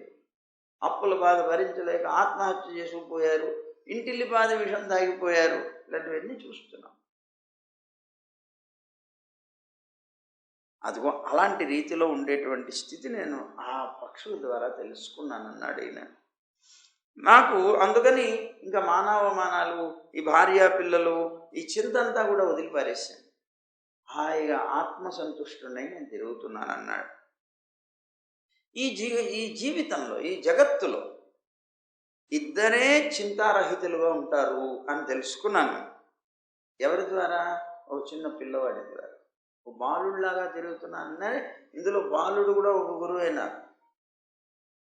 చింతారహితులైనటువంటి వారు లోకంలో ఇద్దరున్నారు అని నేను నిర్ణయం చేసుకున్నాను. ఎవరట అంటే చింతారహితులుగాను ఉండేవాళ్ళు, అలాగే పరమానంద మగ్నులై ఉండేటువంటి వారు ఇద్దరున్నారు. ఒకరెవరు? అజ్ఞుడైనటువంటి వాడు, అజ్ఞానంతో ఉండేటువంటి వాడు. అలాగే అజ్ఞానం ఉండి నిశ్చేష్టుడైనటువంటి, ఇతర కర్మలేమీ లేనటువంటి పిల్లవాడు. ఇంకొకరెవరు? గుణాతీతుడైనటువంటి పురుషుడు. అజ్ఞుడై నిష్కర్ముడై, అంటే ఏ కర్మ లేకుండా నిశ్చేష్టుడైనటువంటి వ్యక్తి అని పిల్లవాడు. అతనికి ఈ లోకంలో చింత అనేటువంటిది ఎప్పుడు ఉండదు. ఆనందమే ఆనందం కదా. మరి చూడండి, చిన్నపిల్లలు ఉంటారు, వాళ్ళకి ఏముంది చింత? వాళ్ళకేముంది ఆనందం, వాళ్ళకి దుఃఖమే ఉంటుంది, ఎప్పుడు ఆనందంగానే ఉంటారు. అలా ఉండేటువంటి ఈ స్థితి పిల్లల దగ్గర చూశాను, అలాగే గుణాతీతులైనటువంటి వాళ్ళ దగ్గర చూశాను. అంటే ఈ 3 గుణాలకి లోబడకుండా పరమాత్మని ఆశ్రయించి బతికేటువంటి వాళ్ళ దగ్గర నేను చూశాను అన్నాడు. అలాగే ఇంకొక, ఇది 19 బాలుడు. 20వ దానికి వస్తే నాకు గురువు ఒక కన్య అన్నారు. ఒక కన్య నాకు గురువు అయింది అన్నాడు. ఎలా కన్య గురువు ఎలా అయింది అని అంటేట, ఒకసారి ఒక ఇంట్లో ఒక కన్య ఉన్నది. ఆ కన్యని వివాహం చేసుకోవడం కోసం అని, ఆమె ఇంటికి పిల్లని చూసుకుపోవడానికి కోసం అని కొంతమంది వచ్చారు. ఆ సమయంలో ఇంట్లో ఆమె తల్లిదండ్రులు ఎవరు లేరు, ఆ పిల్ల ఒక్కతే ఉంది. అందువల్ల తల్లిదండ్రులు లేకపోవడం చేత స్వయంగా తానే వచ్చినటువంటి వాళ్ళకి ఆతిథ్యం అనేటువంటిది ఇవ్వవలసి వచ్చింది. ఆ అతిథి సత్కారాలు చేయవలసి వచ్చింది. చేయవలసి వచ్చేటప్పటికే మరి వాళ్ళ కోసం వంట వండాలి.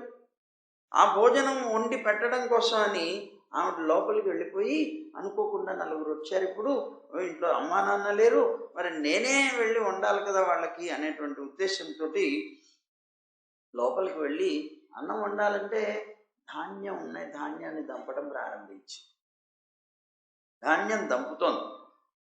ఎప్పుడైతే ధాన్యం దంపుతోందో ఆవిడ యొక్క చేతులకి గాజులు ఉన్నాయి.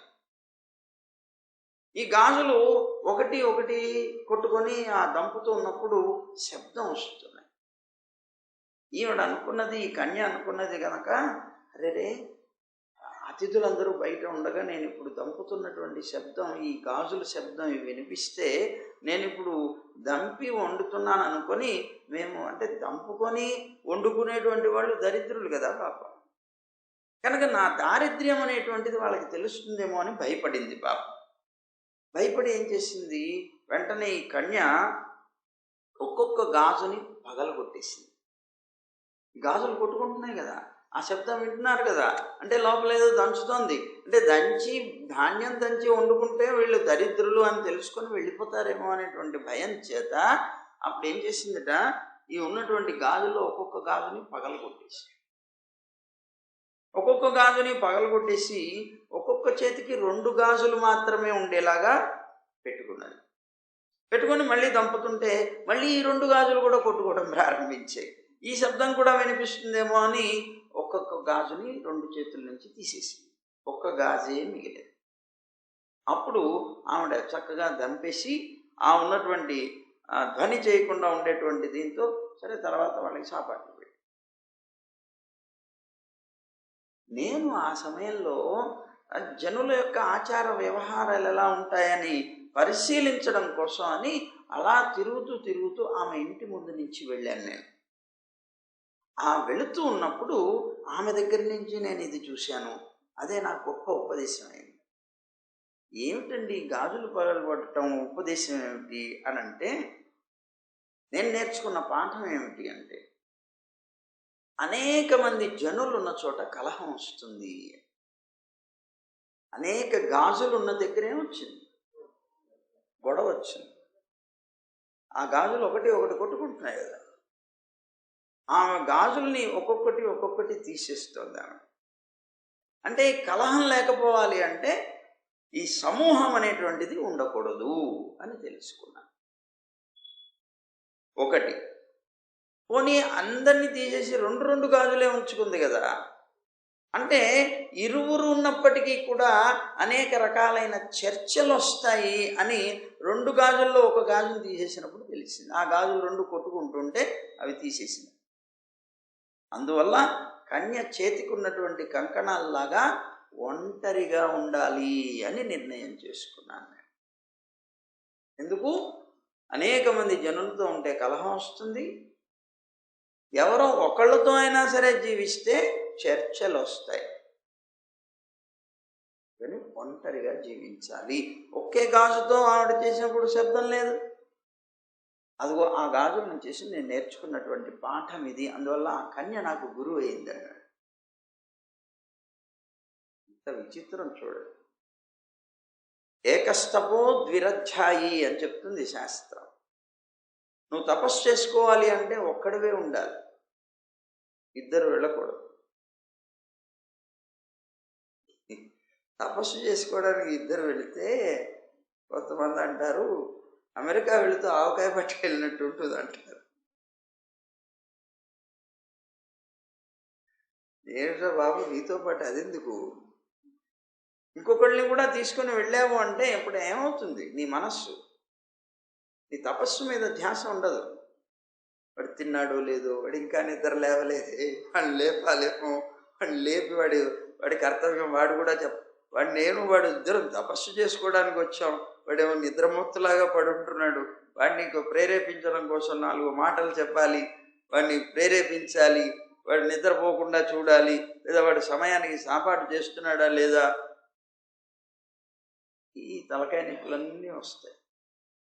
అందుకని తపస్సు చేసుకునేటప్పుడు ఇంకొకళ్ళతో ఎప్పుడు ఉండకు, ఒంటరిగా ఉండే ప్రయత్నం చేయి.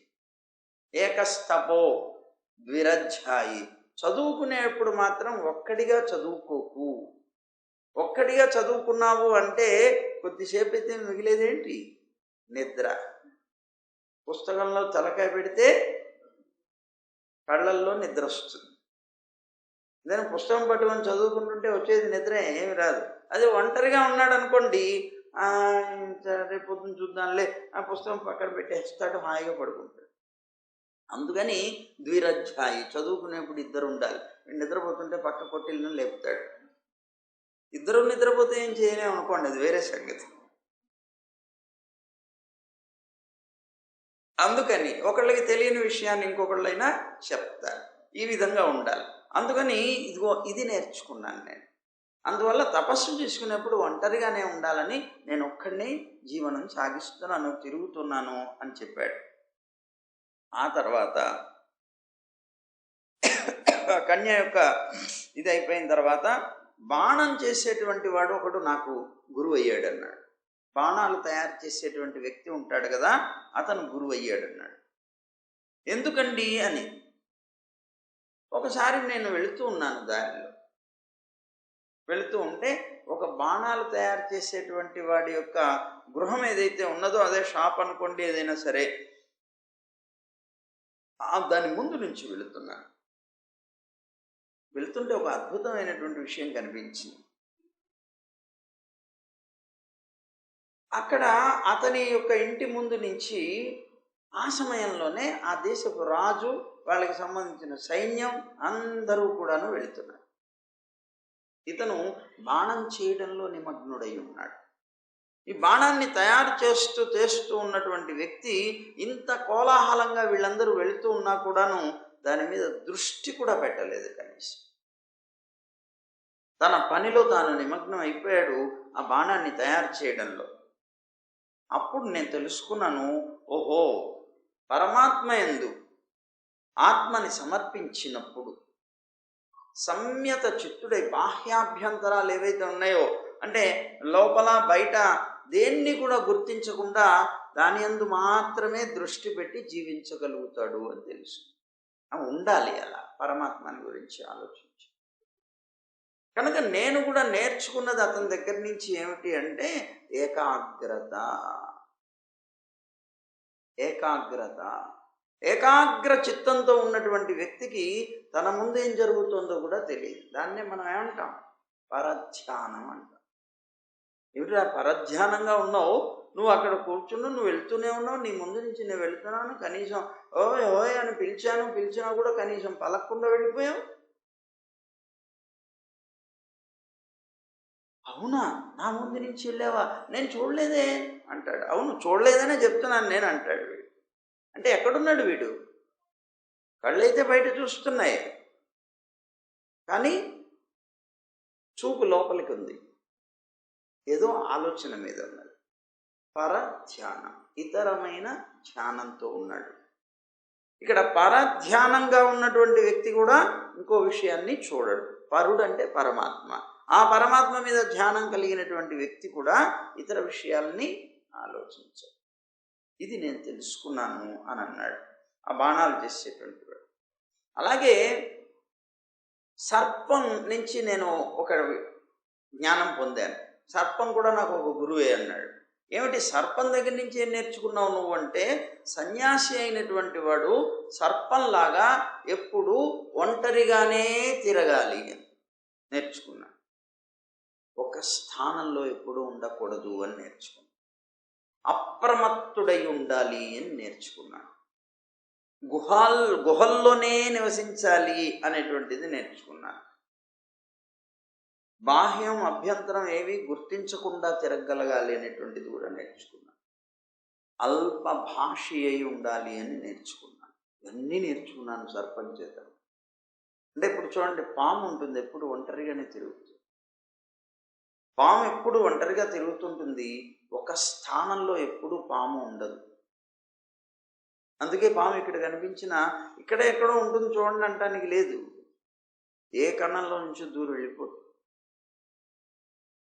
అందువల్ల పాము ఎప్పుడు ఒక చోట స్థిరంగా ఉండదు. సన్యాసి అయినటువంటి వాడు కూడా సర్పంలాగా ఎప్పుడు ఒంటరిగానే తిరుగుతూ ఉండాలి తప్ప 10 మందితో కూడి ఎప్పుడూ ఉండకూడదు అని నేర్చుకున్నాను. ఒక స్థానంలోనే ఉండనటువంటి సర్పం దగ్గర నుంచి నేను నేర్చుకున్నది, ఎప్పుడూ సన్యాసి ఒక దగ్గరే ఉండకూడదు. అందుకనే మనకి పరీక్షణ్ మహారాజుకు సుఖమహర్షి భాగవతం చెప్పే సందర్భంలో ఆ సుఖమహర్షిని గురించి వర్ణిస్తూ ఏం చెప్పారు? గోవు దగ్గర పాలు పితికేంత కాలం తప్ప ఎక్కడా కూడా ఉండనటువంటి సుఖమహర్షి వారం రోజులు పరీక్షిత్తు యొక్క అద్భుతమైనటువంటి భక్తికి లొంగిపోయి ఉన్నాడు. ఎప్పుడు ఒక చోట స్థిరంగా ఉండకూడదు. ఆయన వెళ్ళేటప్పుడు కూడా పాము చూడండి ఎంత ఇదిగా పరిగెడుతూ వెళుతున్నా చాలా అప్రమత్తంగా ఉంటుంది. చాలా అప్రమత్తంగా ఉంటుంది. ఏ కొద్దిపాటి ఇది వచ్చినా సరే టక్కన దూకేస్తుంటుంది. అది అప్రమత్తంగా ఉండడం కూడా దాని దగ్గర నుంచి నేర్చుకున్నాను. అలాగే అది ఎప్పుడు కూడా వెళ్ళి ఏకాంత ప్రదేశాల్లో, అంటే గుహల్లోనూ ఎక్కడైనా ఎవ్వరూ లేనటువంటి పుట్టల్లోనూ దాక్కుంటుంది. అలాగే యతి అయినటువంటి వాడు కూడా ఒంటరిగానే సంచరించాలి, ఒంటరిగానే గుహలు మొదలైనటువంటి వాటిలో జీవించాలి. అది లోకం ఏంటి అనేటువంటిది చూడదు. ఎప్పుడైనా సర్పం చూడండి, లోకంలో ఏం చేస్తున్నారు, వీళ్ళు ఏం చేస్తున్నారు, వాళ్ళు ఏం ఉండదు అని ఎప్పుడు పరిగెడుతూనే ఉంటుంది.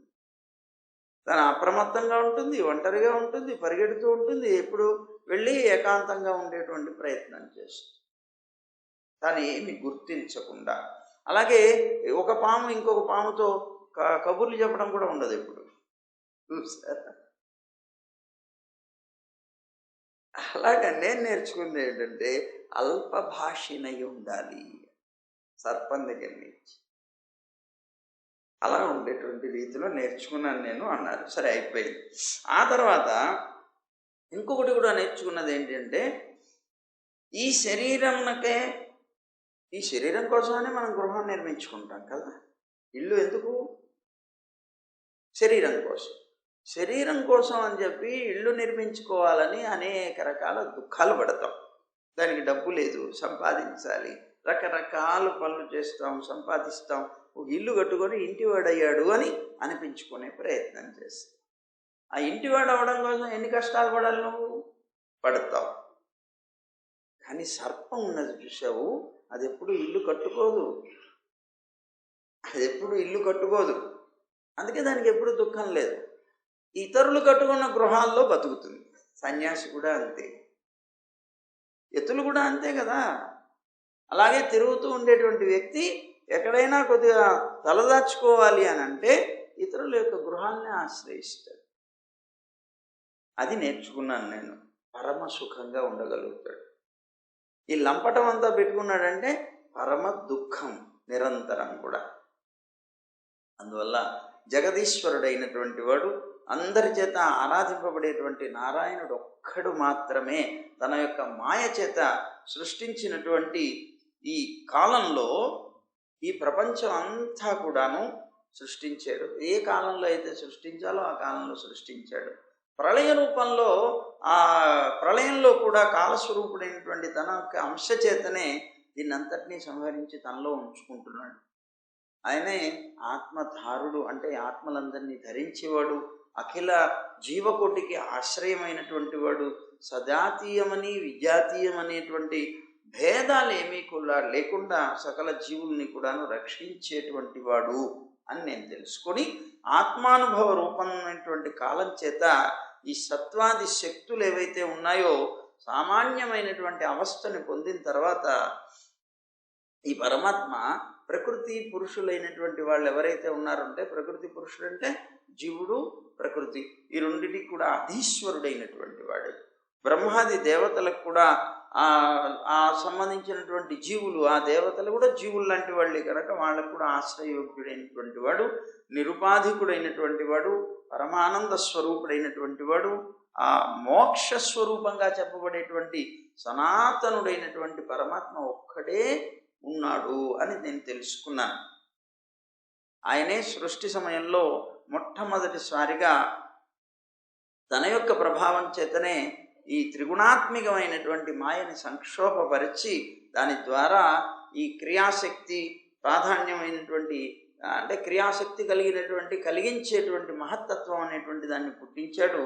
దాని యొక్క సహకారంతో ఈ లోకంలో ఉండేటువంటి అనేకమైనటువంటి ఇంద్రియాలని, అహంకారాన్ని అన్నిటినీ కూడాను పుట్టించాడు. అలాంటి పరమాత్మ మాత్రమే మనకి ఆశ్రయభూతుడు అని నేను తెలుసుకున్నాను. ఎందుకంటే ఆయనే కదా మరి ఆశ్రయం. జగత్తులో ఈ ఇళ్ళు, ఈ వాకిళ్ళు ఇవి కాదు మనకు ఆశ్రయం, ఆయన ఒక్కడే అని తెలుసుకున్నాను అన్నాడు. అని చెబుతూ దాంతోపాటు సాలెపురుగుని కూడా చెప్పాడు. అది కూడా నాకు ఒక గురువు అని. ఎందుకు అనంటే, తన యొక్క హృదయంలో నుంచి ముఖం ద్వారా దారాన్ని వ్యాపింపజేసి ఆ దారంలోనే తాను విహరిస్తుంది, మళ్ళీ ఆ దారాన్ని అంతటినీ తాను మింగేస్తుంది.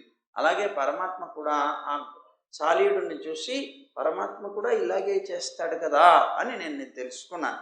ఏమిటి, భగవంతుడు జగత్తు నుంచి మనం చెప్పుకున్నాం, మనం జగత్తు నుంచి అంతటినీ తనలో నుంచే పుట్టిస్తాడు, మళ్ళీ తానే రక్షిస్తాడు, మళ్ళీ తనలోనే చేర్చేసుకుంటాడు అనేటువంటి విషయాన్ని తెలుసుకున్నాను. కనుక ప్రాణి స్నేహం చేత కానీ, ఒక ప్రాణితో ద్వేషం చేత కానీ, లేదా భయం చేత కానీ ఏకాగ్ర రూపంగా తన యొక్క మనస్సుని దేని యందైతే లగ్నం చేస్తాడో ఆయా వస్తు స్వరూపాన్ని అతను పొందుతాడు అని నేను తెలుసుకున్నాను అన్నాడు. అంటే ఏంటి, లోకంలో జీవి తాను స్నేహం చేత, లోకంలో ఉండేటువంటి జీవకోటితో మనకు ఉండేటువంటి అనుబంధం చేత, లేదా ఎవరి మీదనైనా ఒక ద్వేషం చేత, ప్రేమ ఉన్నా నిరంతరం తలుస్తాడు, ద్వేషం ఉన్నా వాళ్ళని తలుస్తాడు, అలాగే ఒక భయం ఉన్నా కూడా వాళ్ళని తలుస్తూ ఉంటాడు. ఆ తలవటం కూడా ఎలా తలుస్తాడు? ఏకాగ్రమైనటువంటి మనస్సుతో తెలుస్తాడు. అంటే వాళ్ళే మాటి మాటికి జ్ఞాపకం వస్తూ ఉంటారు. అలా లగ్నం చేస్తాడో అతను ఏమవుతాడు? మళ్ళీ ఆ వస్తు స్వరూపాన్నే పొందుతాడు. ఏదైతే తాను భావిస్తున్నాడో, ఎవరినైతే తాను భావిస్తున్నాడో మళ్ళీ అలాంటి జన్మని పొందుతాడు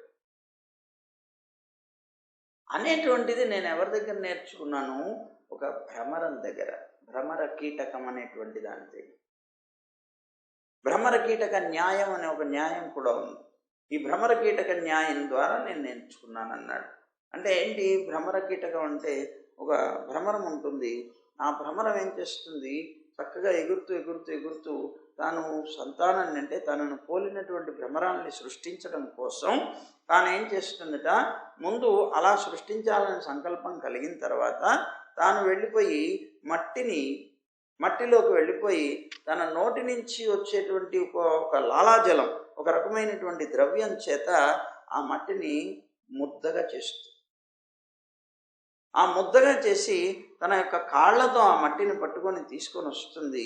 ఇదిగో ఇలాగ ఉండేటువంటి ఏమంటారు, ఈ ప్రదేశాలు ఏవైతే రెండు ఇదిగా ఉండేవో, లేకపోతే గోడలో, లేకపోతే పైన ఉండే ప్రదేశాల్లో, ఇలాంటి వాటి దగ్గరికి తీసుకొచ్చి ఆ మట్టితోటి గూడు కడుతుంది.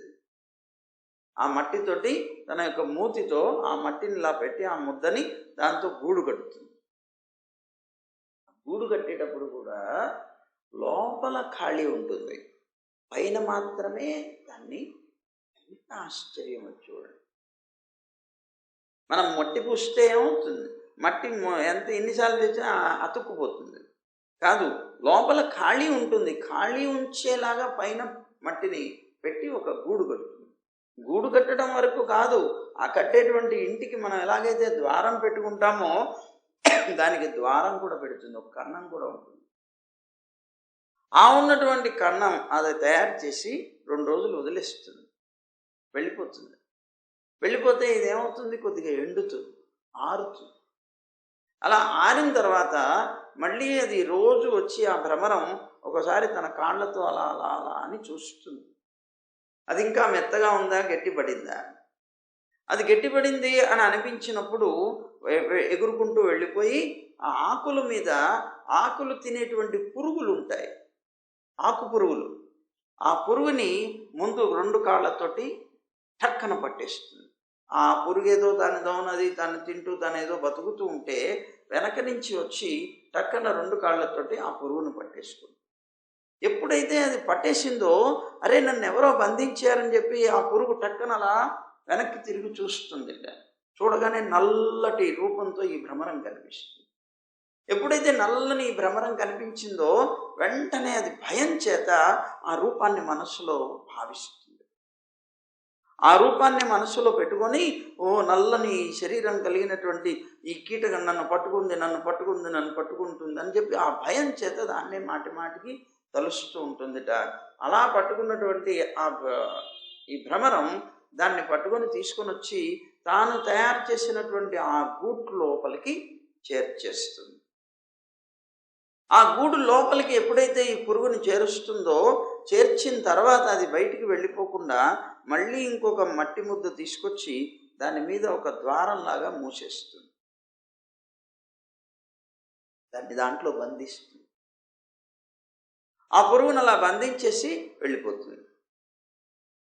అదే ఇలా వెళ్ళిపోయిన తర్వాత ఈ లోపల ఉండేటువంటి పురుగు ఉన్నదే, ఈ పురుగు పచ్చని ఆకు పురుగు తనని తీసుకొని వచ్చినటువంటి ఆ భ్రమరాన్ని దాని యొక్క భయం చేత మరి బంధించబడింది. ఆ భయం పొందుతుంది. ఈ భయం చేత ఆ రూపాన్నే మాటిమాటికి స్మరించుకుంటూ చివరికి తన శరీరాన్ని వదిలేసి ఆ భ్రమర రూపాన్ని పొందుతుంది. చాలా విచిత్రమైనటువంటి సృష్టిలో ఆశ్చర్యకరమైనటువంటి, అందుకే ఇలాంటి మహా గ్రంథాల్లో కూడా ఉదాహరణగా చెప్పబడుతుంది. దీన్ని భ్రమర కీటక న్యాయం అంట. అందుకనే ఎవరైనా సరే తమకి ఇష్టమైనటువంటి వస్తువులు, లేకపోతే మనుషులు, లేకపోతే ఇంకోటో బాగా మనస్సుకు పట్టేలాగా తలిచి నిద్రపోతున్న వాళ్ళే కనిపిస్తారు, చూస్తున్నా కనిపిస్తారు అనేంత బాగా ఎవరి దీన్ని గురించి అయితే తలుస్తారో మళ్ళీ ఆ సంబంధమైనటువంటి జన్మల్ని పొందుతారట వాళ్ళు. కనుక దేని మీద కూడా అలాంటి వ్యామోహాన్ని పొందకూడదు. ఈ 3 కారణాల చేత, ప్రేమ వల్ల కావచ్చు, భయం వల్ల కావచ్చు, ద్వేషం వల్ల కావచ్చు, లోకంలో ఏ వస్తువుని కానీ ఏ వ్యక్తిని కానీ నీ మనస్సులో నిరంతరం తలిచే ప్రయత్నం ఎందుకు? మళ్ళీ నువ్వు అదైపోతావు అని తెలుసుకున్నాను ఈ భ్రమర కీటక న్యాయం చేత. అది భయం చేత మళ్ళీ ఆకృతిని పొందింది. అది పొందిన తర్వాత మళ్ళీ అదే గూడుని కొట్టేసుకొని బయటకు వచ్చేస్తుంది. మీరు చూశారో లేదో, మేమైతే కళ్ళతో చూసాం, స్వయంగా చూసాం. నడిగటపాలెం ఆశ్రమం, అక్కడంతా తోటలే కదా. ఆ భ్రమరం వచ్చి ఆ భ్రమరం గూడు కట్టేటప్పుడు చూసాం, ఆ గూట్లోకి ఆ పురుగుని తెచ్చి దాంట్లో పెట్టేటప్పుడు చూసాం, దాన్ని మూత పెట్టేటప్పుడు మట్టితో కప్పేసేటప్పుడు చూసాం, మళ్ళీ దాన్ని పొడుచుకొని బయటకు వచ్చేటువంటి భ్రమరాన్ని చూసాం. ఆశ్చర్యం. అదిగో అలాంటి ఆ భ్రమరం యొక్క కీటకం, భ్రమరము కీటకం అనేటువంటి వీటి ద్వారా నేను తెలుసుకున్నది ఇది అని అన్నాడు. ఏకాగ్రమైపోతుంది మనస్సు వీటి చేత, దాని యందే లగ్నం అయిపోతుంది. అలా మనస్సు దేని యందైతే బాగా లగ్నమైందో అది పొందుతాడు. అందుకని భగవంతుడి మీద లగ్నం చేసుకో, భగవంతుడిని పొందుతావు. తెలియక అజ్ఞానం చేత ఈ లోకంలో ఉండేటువంటి వస్తువుల మీద లగ్నం చేసుకొని బ్రతుకుతాము. అది నేను తెలుసుకున్నానన్నారు. తర్వాత ఈ గురువులు, ఇది చివరిది 24 కదా, 24వ గురువు వచ్చేసాడు. ఇట్లా అయిన తర్వాత ఈ గురువులందరి నుంచి కూడా నేను ఇంతకుముందు చెప్పినట్లుగా జ్ఞానాన్ని సంపాదించానయ్యా. ఇప్పుడు నేను ఈ శరీరం నుంచి తెలుసుకున్న, ఈ శరీరం నుంచి నేను తెలుసుకున్నటువంటి విద్య ఏమిటో, జ్ఞానం ఏమిటో అది కూడా చెప్తాను, జాగ్రత్తగా విను అన్నాడు. అది మధ్యాహ్నం. సర్వం శ్రీకృష్ణ. గోవింద జయ జయ గోపాల జయ జయ,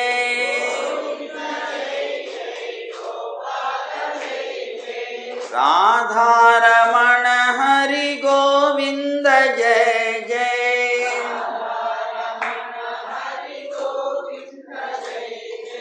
గోవింద జయ జయ గోపాల జయ జయ,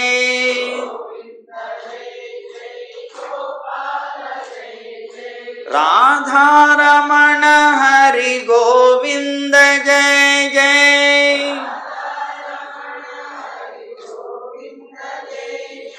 గోదారమణ హరి గోపాల జయ జయ,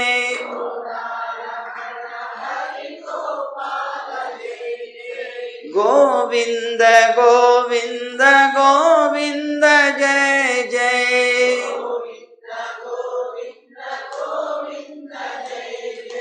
గోవర్ధనోద్ధార గోవింద జయ జయ,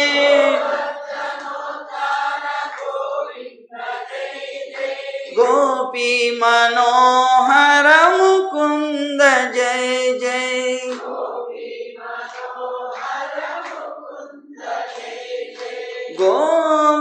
గోవర్ధనోద్ధార గోవింద జయ జయ,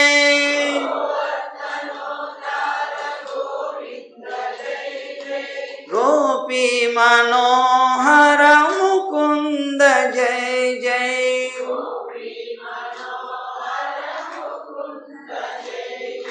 గోవింద జయ జయ గోపాల జయ జయ,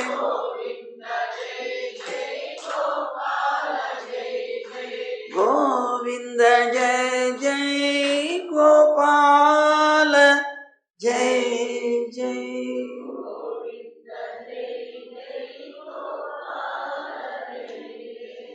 జై గోవింద, జై జై గోవింద, జై జై జై గోవింద,